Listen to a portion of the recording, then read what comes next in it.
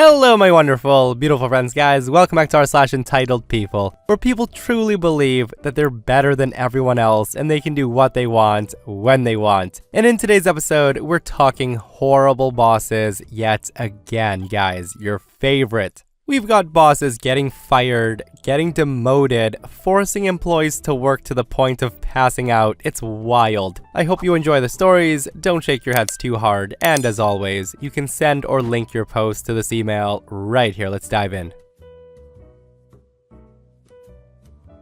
So I work in a small office. There's 5 of us and our entitled boss, who I'll call Karen. Now, my boss is textbook entitled and narcissist. She's an a-hole. The woman's mean, rude, condescending, and all around an unpleasant person to work for. We all put up with her because the job market sucks and we need to keep food on our table, but that's beside the point. That said, this happened about a week ago. One coworker had her 40th birthday party on a Saturday. It was one of those painting places where everyone watches the instructor and paints along, while sipping on wine and casually hanging out. Of course, our boss, being a horrible person to be around, wasn't invited, but she found out. One of our coworkers is friends with her on Instagram, and I guess Karen happened to see the post. She was like a pit viper all Monday morning, being extra mean, rude, and insulting. She was showing everyone mistakes they made months ago and taking personal digs at each of us, and even called the birthday girl fat. She full-blown yelled at me for not answering the phone fast enough. Around lunch, she finally corners me while I was microwaving my leftovers, and she asked me why so-and-so didn't invite her to the birthday party. I told her it wasn't my party and to ask her, but if she's pissed she wasn't invited, she doesn't get to treat everyone horribly all day and act like a 5-year-old kid. So after asking everyone in the office why we think she wasn't invited, she finally confronts the birthday girl. She asked her why she wasn't invited, and she got told, "You're mean, you're hard to be around, and I don't like you. That's why. The weekend is my only time away from you." Ever since then, I'm actually surprised that she's putting an effort to be a bit nicer, albeit still an unpleasant a-hole to work for. Talk about an entitled a-hole boss who can't seem to take a hint, right? Like, do some people not know they're being unpleasant and an a-hole? Or is this an entitled narcissist thing where they just expect invitations to everything? And seriously guys, I don't know what answer Karen was expecting though. Like, what would she have needed to hear to help her sleep at night? I'm just glad to know OP's coworker's response to Karen actually made a small difference in her attitude. Maybe she's hoping to get invited to the next birthday party.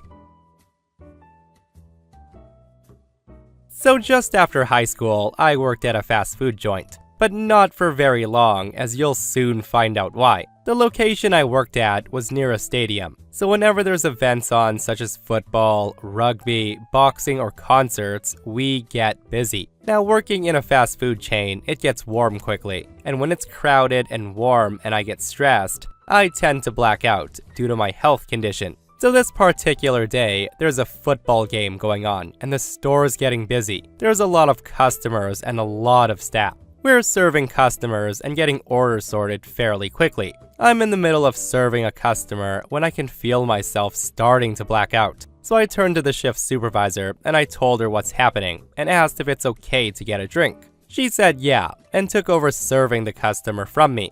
As I'm having my drink though, the manager comes over and tells me not to leave a customer mid-order. I begin to explain what's happening, that I might pass out and that I need a small breather, but she won't take no for an answer. She literally told me to get back to serving the customer or to clock out. So I go back to taking orders and serving customers when I can feel myself blacking out again. I'm just thinking to myself the whole time, don't pass out, don't leave customers when you're serving them. Well, the next thing I know, I'm waking up on the floor with about 4 people around me, including the manager. I can hear a customer saying she's a nurse and running up to me, trying to tell them what to do. When I come back around, I'm escorted through the kitchen to the crew room, and I get to go home early, leaving them even more understaffed and struggling. Before I left, I can hear the manager loudly telling the shift supervisor, I didn't know she was really going to black out. After what happened, I stopped being scheduled on the busier shifts, and I got to go home early whenever I needed to. Yeah, that was the least they could do for OP, on top of an apology, which I really hope she got from the manager, because that could have gone horribly, right? I also hope that manager got a talking to or something, because not taking your staff seriously when they say they might black out is kind of a serious issue. I don't know though, guys, let me know your thoughts. How would you respond if a boss forced you to keep working and you ended up blacking out? Like, is that grounds for a lawsuit or something? I have no idea. So, from the age of 16 to 20, I worked at a 24-hour fast food joint. After having worked there for so long, I was very good at what I did, to the point that I could handle the entire store by myself as long as I needed, with little to no drops in customer satisfaction or speed.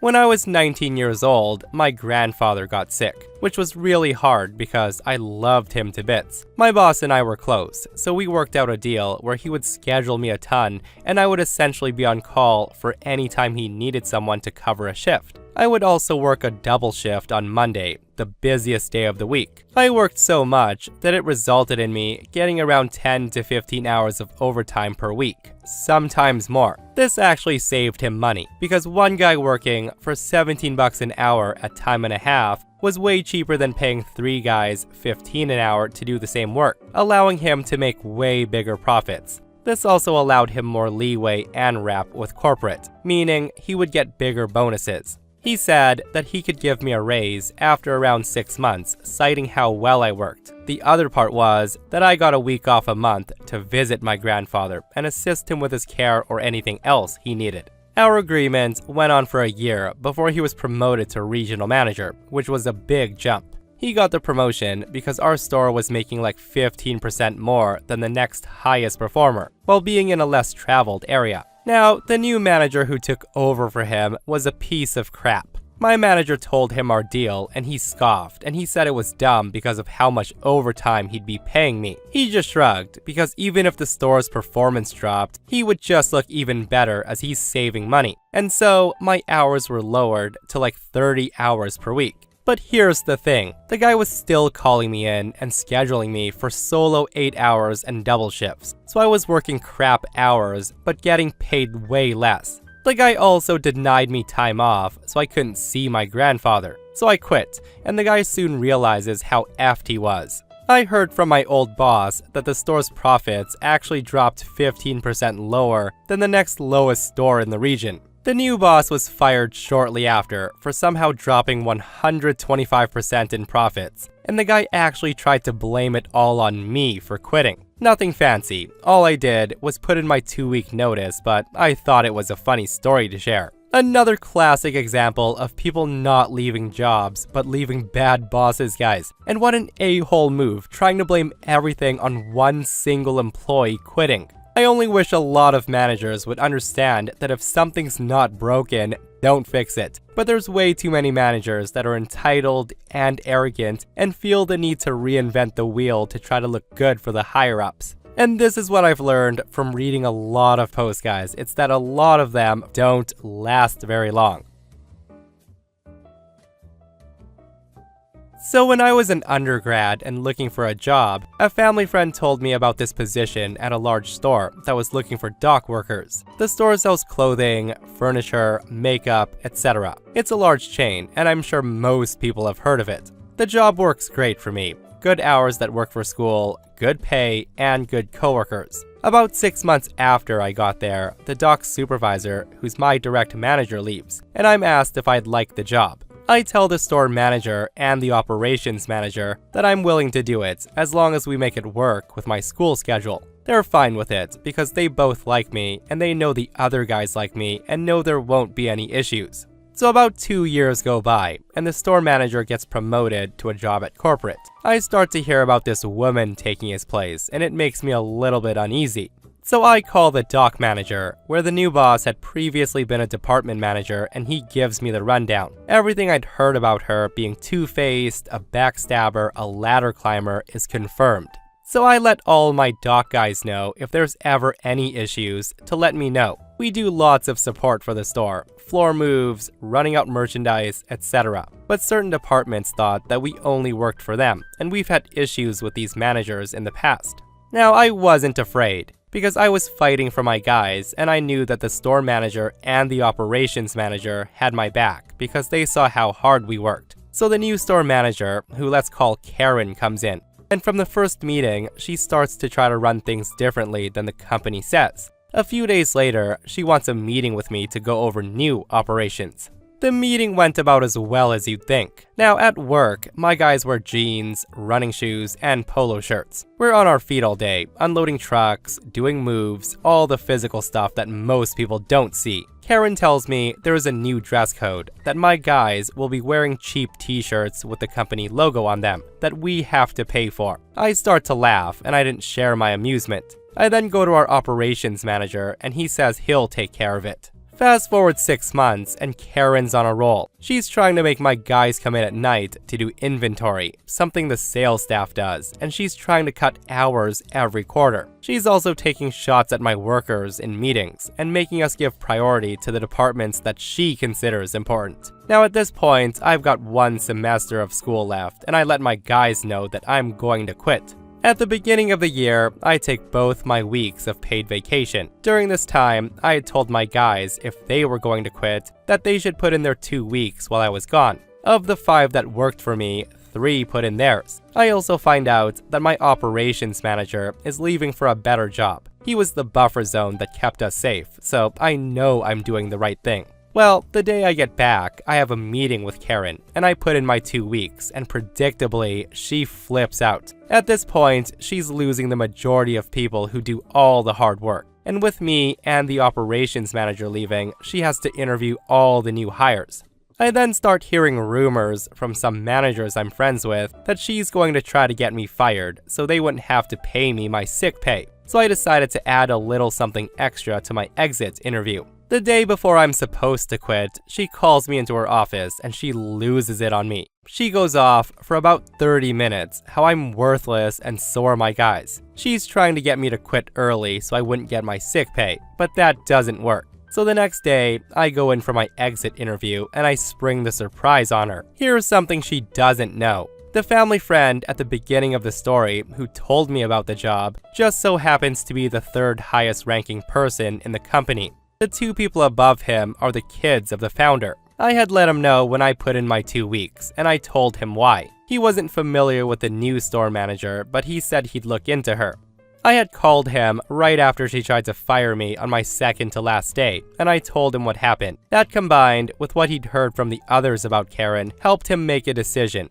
He told me to text him 5 minutes before I went in for my exit interview, and told me that he would be calling her during the interview so I could give my side of the story. So I send the text, and I go in, and Karen starts putting me down. The woman starts personally insulting me, and telling me how I'll never go anywhere, blah blah blah. Just doing all the things someone like her does until her phone rings. She ignores it the first 2 times until her secretary comes in and says it's an emergency. She then picks up the phone, and I wish I had a framed picture of her face when the color just drains from her face and her jaw dropped. She puts the phone on speaker, and I start to have a conversation with my friend. He's asking me why I'm leaving. I give him a reason, and I also tell him that several of my guys have also quit. It turns out she hasn't informed anyone of this. For about 20 minutes, he just asked me questions like what's going on at the store, why is there so much turnover, etc. And I outright tell him that Karen shouldn't be in this position.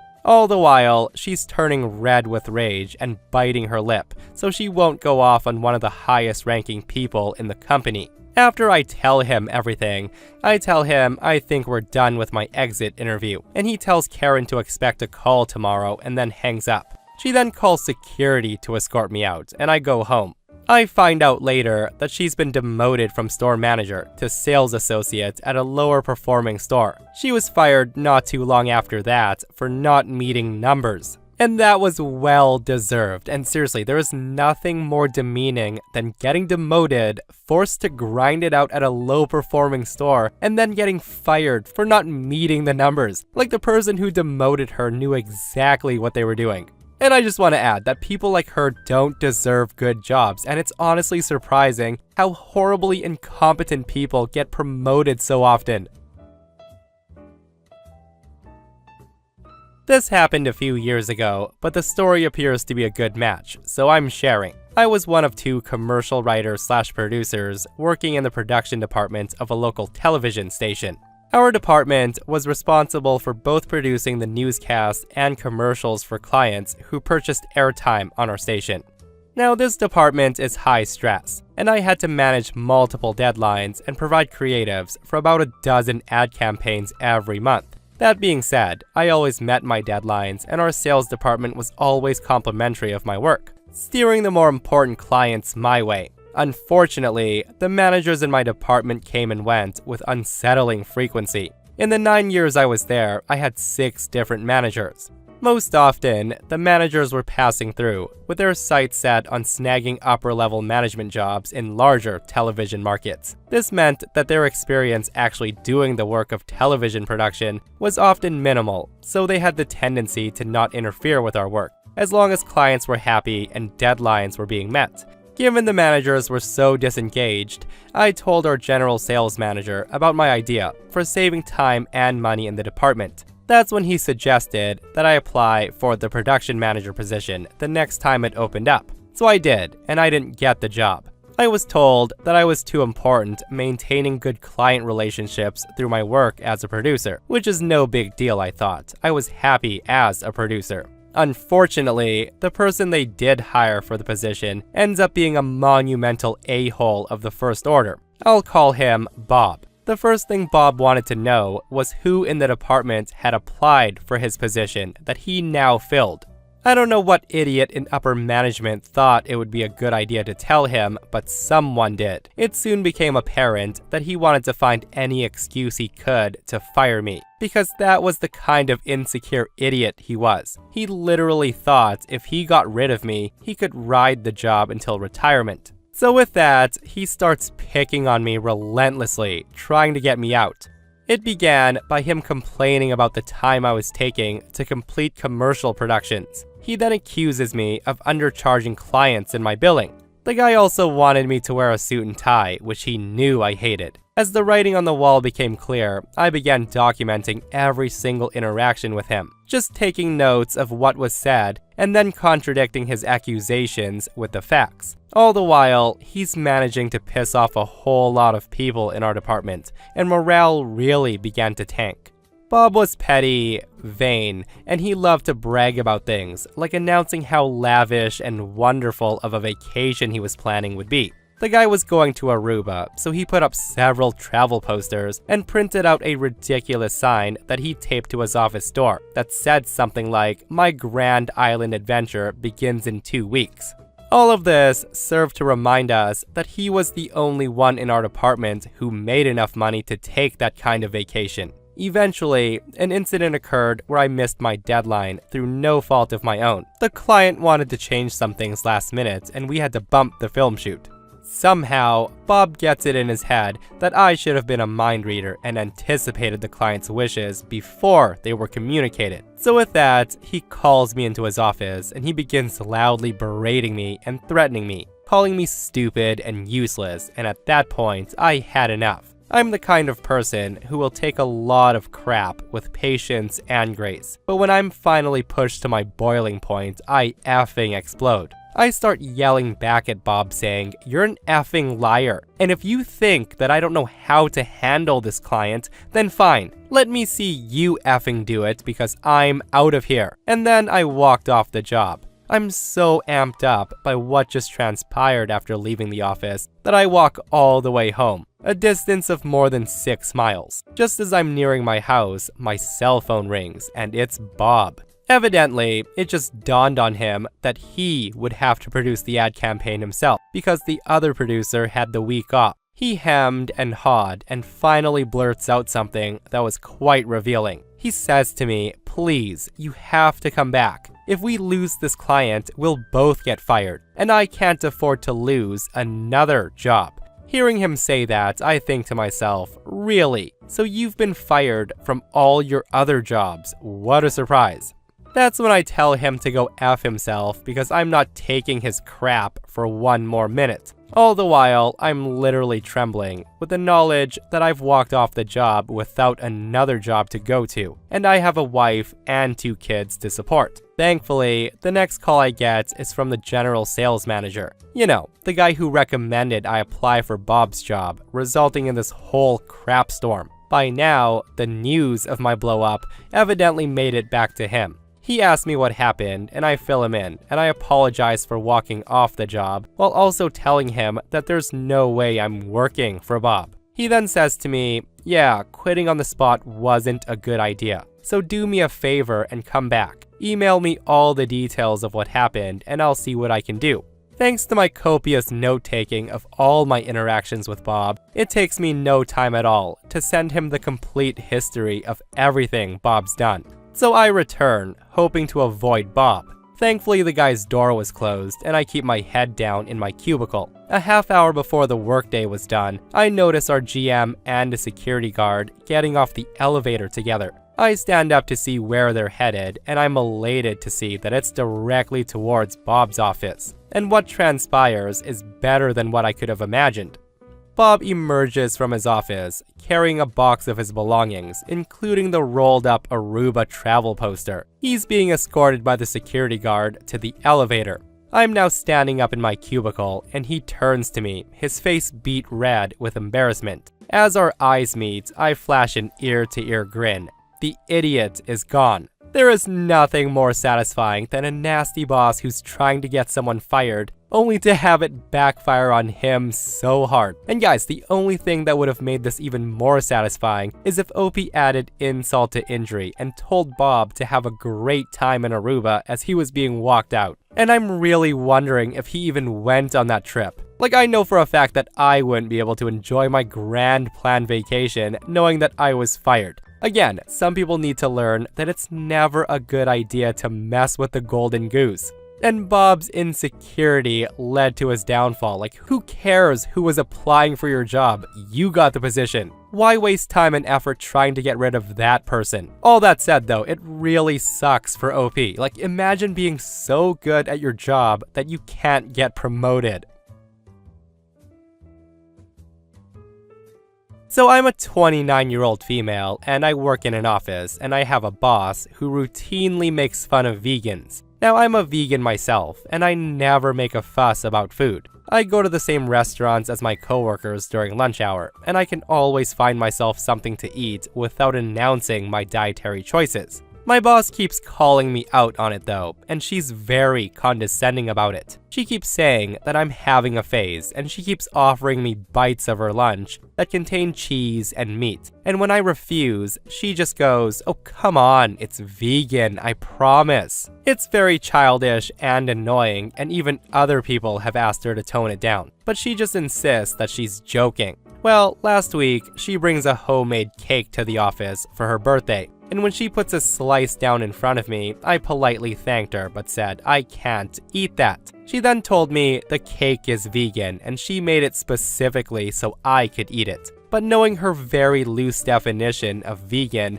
I thanked her again, but I refused the slice. She then makes a big scene out of it, saying that she wanted to do something nice for me, and now I ruined her birthday. My colleagues told me not to mind her dramatics, but my boss told me that it was her birthday, and I could have given her cooking the benefit of the doubt. Now I sort of see the point, but I also feel like I don't need to justify my food choices to anyone. And I never asked her to make the cake vegan for me. So am I the a-hole for not having a slice of cake? Yeah, so from everything that OP said in their post about their boss, they're definitely not the a-hole for denying that slice of birthday cake. Like, again, just from reading the post and how OP says she doesn't take her seriously, I have a sneaking suspicion that Boss Lady was waiting for OP to eat the slice to say they enjoyed it, only for her to then go, "Ha, I tricked you." In my personal opinion, her cake was probably as vegan as a triple bacon cheeseburger. Like, who knows, guys, maybe I'm too wary because of all the entitled stories I've read where people think allergies and intolerances are fake, but